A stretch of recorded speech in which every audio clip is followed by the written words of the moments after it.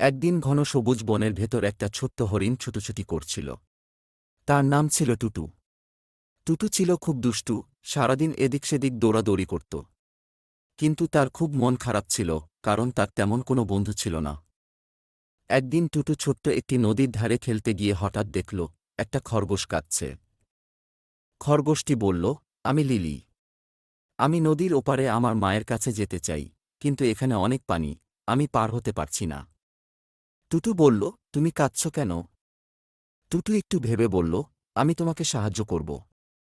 টুটু চারদিকে তাকিয়ে দেখল, কাছেই একটি বড় কচ্ছপ বিশ্রাম নিচ্ছে। টুটু দৌড়ে গেল তার কাছে। কচ্ছপ কাকু, আমাদের সাহায্য করবেন? কচ্ছপ হেসে বলল, নিশ্চয়ই। আমি লিলিকে আমার পিঠে চড়িয়ে নদী পার করে দিতে পারি।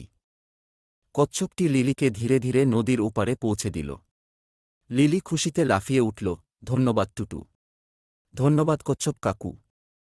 তাদের বন্ধুত্বের গল্প সারা বনে ছড়িয়ে পড়ল, আর সবাই শিখল, বন্ধুত্ব মানে শুধু মজা করা নয়, একে অপরকে সাহায্য করাও। সেদিন থেকেই টুটু, লিলি আর কচ্ছপ কাকু একে অপরের ভালো বন্ধু হয়ে গেল।